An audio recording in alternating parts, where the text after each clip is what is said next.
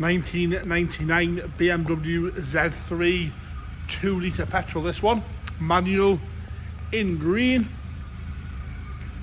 I've got it running here this morning just because the battery was a little bit slow to start this morning, so I'm just trying to get a little bit of charge into it. So it does fire straight up. Bodyweight wise, it wants some attention in places on this. Wants a good polish on the bonnet. There's various stone chips and marks. I think it's been sat under a tree at some point in its life. There's a few sap marks and scratches in the bonnet. The bonnet's a little bit flat. It's got some shine to it, but it is a little bit flat. The camera's picking up those sort of swirly marks and scratches on that there. As you come down the passenger wing, headlamps are all nice and clear, grills are all good. Wants a new badge, a little bit of that appeal on the badge there.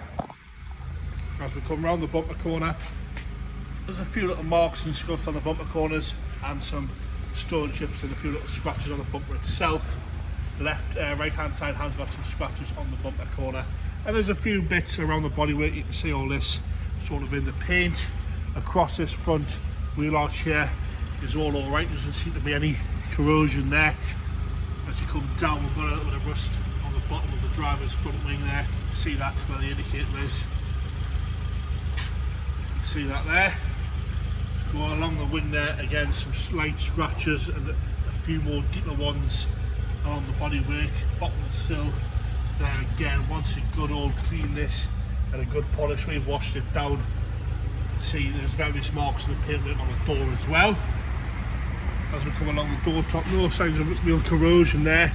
Sill there, we've got some areas of concern there. Bit of bubbling at the back of the sill there and on the bottom of the wing, and a few chips on the door edge with a dint here with a paint crack next to the door handle. Around across the rear quarter, again some scratching in the paintwork there, which the camera's picking up. We've got a bit of bubbling on this rear driver's arch as well, and some more sort of deeper scratches across the wing, the rear quarter top there.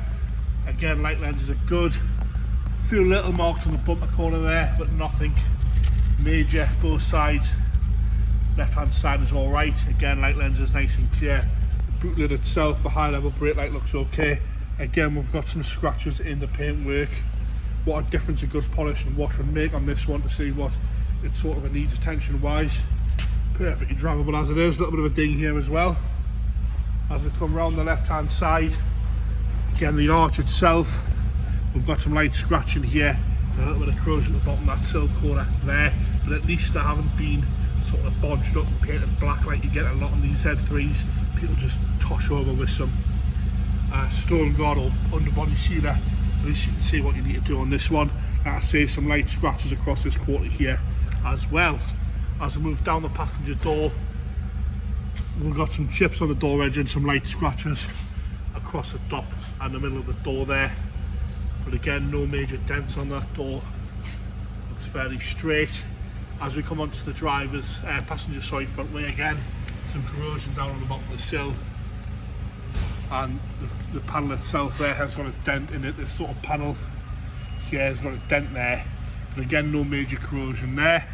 And some flat spots, like I said, on the bonnet there. You can see that there, sort of lacquer peel bird poo marks, and a scuff on the front passenger wing there. You can see that onto the bumper there. I say good polish. It just wants some bits and pieces of bodywork. Coming a little bit quite collectible now, these cars. They're not the sort of £1,000 that they always used to be. Come up in price a little bit. Into the interior now, you can see we've got the roof down. We'll pull that up in a minute. Handle one sorting out there, but the door card itself's all right once a good clean. So coming to the seat, we'll see we've got some wear on the driver's bolster there. Move that seat back out of the way. You can see the wear at the seam, but there's no rips or tears. It hasn't split through. On the bottom there, we've got some more wear on the leather there, but again, no rips or tears.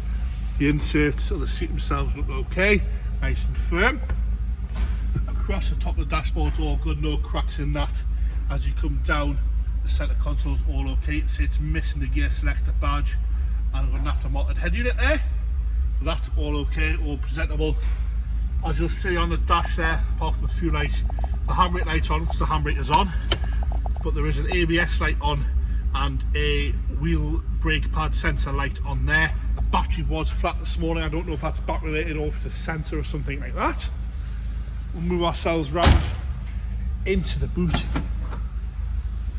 We've got a hard turnover for when the roof's down, so that's good there.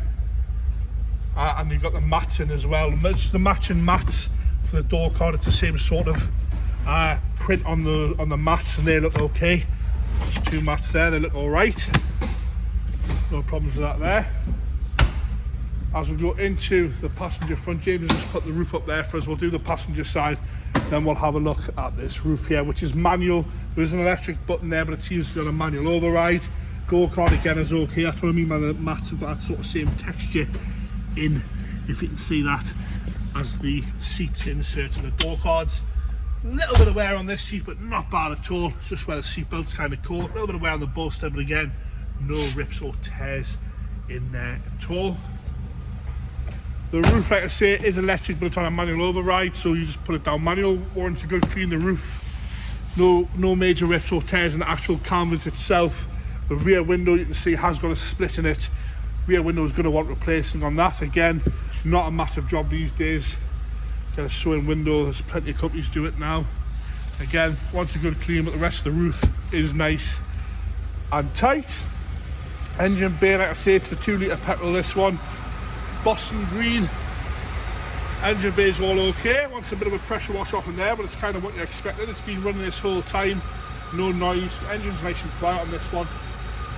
No unwanted noise, rattles, smoking like that. There you have it, the Bmw Z3 convertible, 2 litre petrol, manual, that one.